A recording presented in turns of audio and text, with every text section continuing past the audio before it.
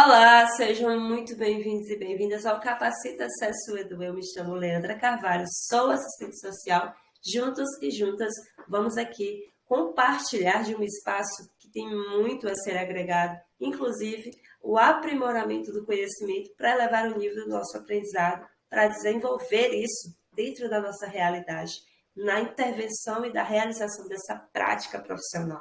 Você, assistente social, que já está inserido na educação ou que está chegando agora, esse é o espaço certo que você vai conseguir, de fato, conciliar e sanar todas as suas dúvidas. Nosso quarto módulo será especificamente para falar sobre a instrumentalidade do serviço social na educação. E lógico que a gente destaca-se aqui 3 tópicos para ficar muito bem detalhado. Um deles vai ser sobre a instrumentalidade e o processo de trabalho do assistente social, os instrumentos diretos e indiretos e os documentos técnicos. Então, a partir de agora, a gente vai conhecer um pouquinho de cada tópico, trazendo, esclarecendo e, lógico, elevando o nível do conhecimento para você, profissional, que está em busca de sanar todas as suas dúvidas e colocar isso em prática dentro do seu espaço de trabalho. Falar da instrumentalidade, a gente precisa defini-la. A gente precisa, é necessário a gente destacar a definição sobre a instrumentalidade.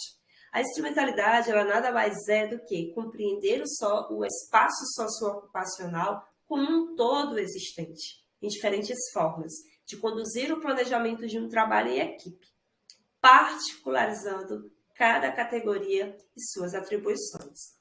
Destaca-se nesse contexto que a instrumentalidade do serviço social pode ser entendida como uma habilidade profissional, que possibilita o alcance dos objetivos na intervenção junto às demandas sociais, materializando a ação da prática profissional. E Yamamoto, em 2000, já destaca também um forte indício da instrumentalidade sendo algo a ser muito bem caracterizado na prática desse profissional assistente social. Ao analisar os desafios postos ao serviço social, aponta 3 dimensões que devem ser de grande importância na atuação do profissional assistente social: a dimensão técnico-operativa, a dimensão teórica-metodológica e a dimensão ética-política. Ambas precisam estar alinhadas juntas. Não tem como a técnica operativa desenvolver de fato esse processo sem estar presente com a dimensão ética-política e muito menos com a ausência da dimensão teórica-metodológica. Então, ambas precisam estar alinhadas juntas, favorecendo esse processo de trabalho desse profissional para que ele, de fato, entenda e compreenda a complexidade por trás dessa realidade. Podemos destacar também alguns instrumentais que são basicamente as ferramentas de trabalho de todo o assistente social, seja em qualquer área ou mesmo esteja atuando, são eles. Lógico que isso fica muito bem caracterizado sobre as nossas ferramentas de trabalho: a observação, a escuta, a entrevista, trabalhos em grupos, reuniões, mobilizações de comunidade, visita domiciliar, visita institucional, atas de reuniões e livros de demandas ou de queixas, assim como você preferir destacar a nomenclatura dessa documentação. Então, essas são as ferramentas que caracterizam-se, esses instrumentais, impondo aí, de fato, a categoria do serviço social como total contribuição atribuída e competente a estar sendo desenvolvida. Para falar da instrumentalidade, especificamente do assistente social atuando na política de educação, a gente expõe também as possibilidades. Dentro dessas possibilidades estão as ações e estratégias de intervenção. Quais seriam elas para serem destacadas aqui? A abordagem, o contato presente, o acolhimento do aluno, da família, da instituição, da comunidade escolar, com um único objetivo: sensibilizar sobre a importância da inclusão como um importante acesso à viabilização de direitos sociais. Inclusão, ela vai trazer esse olhar amplo das possibilidades desse espaço, ele está, de fato, abrindo esse leque de possibilidades de grupos estarem sendo inseridos, obviamente, sendo incluídos também dentro dessas articulações e estratégias a serem desenvolvidas, com atividades, com ações, e isso inclui-se, de fato, cada grupo com a sua característica e com o seu perfil. Projeto de intervenção coletivo. Quando eu destaco o coletivo, é lógico que isso vai caracterizar muito sobre o perfil das demandas mais recorrentes nesses espaços. Então, no projeto, ele tem que haver uma intencionalidade, ele tem que ter um alvo a ser alcançado, tá? Com o objetivo de proporcionar momentos de discussões e reconhecer seus direitos enquanto garantia o acesso à educação inclusiva e de qualidade. Assim, mais uma vez é destacado o papel da inclusão na educação, a importância de ser destacado a finalidade da inclusão, que inclui esses grupos, que favorece o diálogo, que proporciona espaços de fala. De fato, esse é o propósito da inclusão na educação. Entre as ações e estratégias também estão destacadas trabalhar a particularidade de cada aluno e sua realidade, mantendo um controle social de famílias e suas particularidades. Isso vai destinar muito dos métodos que serão utilizados, quais os instrumentais. Isso a gente vai trabalhar lá na nossa área, no nosso módulo específico sobre os instrumentais. A participação ativa no conselho de classe, como articulação diante das demandas para trabalhar as estratégias de intervenção junto às equipes.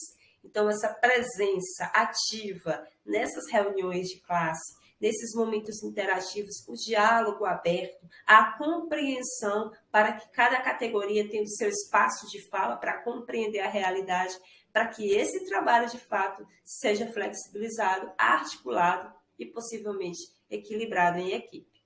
É válido destacar e ressaltar a articulação com a rede intersetorial. É outro fator muito importante e de suma relevância estar alinhado a esse trabalho multiprofissional, né? Criar um vínculo com a rede é super válido e necessário esse profissional ele manter o contato, a criação desse vínculo com a rede de contatos, né? Conhecer o trabalho entre ambos os dispositivos. Eu preciso conhecer também, de fato, qual é a política de ação dos outros dispositivos para que esse trabalho não fique subentendido. Em algumas situações, o usuário fica no modo ioiô, é o que eu costumo dizer. O usuário é o mais prejudicado por essas questões que envolvem esses atendimentos que não fornecem uma informação de qualidade e direcionada ao foco do objetivo que esse usuário está em busca de sanar. Resolver a sua demanda, discutir sobre essas questões que geram essas dúvidas e, lógico, viabilizar o acesso ao direito, ao mínimo desse direito, que é garantido por lei, mas que esse usuário, muitas das vezes, não tem isso ao seu favor, né? Manter essa rede de contato. Então, eu preciso criar esse vínculo, eu preciso conhecer o trabalho entre ambos os profissionais de outra rede de serviço, mas eu preciso manter essa rede de contato, né? Você cria, você conhece e você mantém esse contato com a rede. Trabalhar a concepção da convivência e fortalecimento de vínculos. Outro ponto importantíssimo. É necessário esse movimento estar em sempre constância, né, para que esse, de fato, trabalho seja articulado no compreendimento dessas realidades, para compreender, de fato, os perfis, ter uma relação, principalmente, de contato direto com esse público.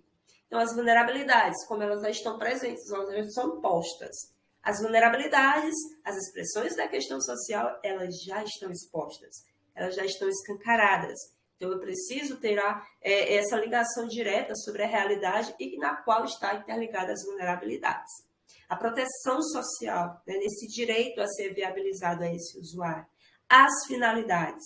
Né, o trabalho ele tem que ter uma finalidade a ser exercida e desenvolvida para estar direcionando a esse usuário a viabilização do direito. E, lógico, os processos metodológicos de intervenção. Então, eu preciso ter todo esse alinhamento, desde o planejamento à organização, para que esse processo metodológico ele venha a ser desenvolvido e construído, acima de tudo, como um processo de trabalho a ser identificado e visto ali aos bons olhos de que traz, de fato, esses fatores que venham a impactar na vida desses usuários. De fato, esse foi o nosso primeiro tópico do nosso quarto módulo. Eu espero que vocês tenham gostado e que tenha contribuído, né, exatamente para elevar o nível desse aprendizado, para que você adapte ele, acrescente ele, agregue ao seu conhecimento dentro da sua trajetória profissional. Eu estou aguardando vocês no nosso próximo tópico.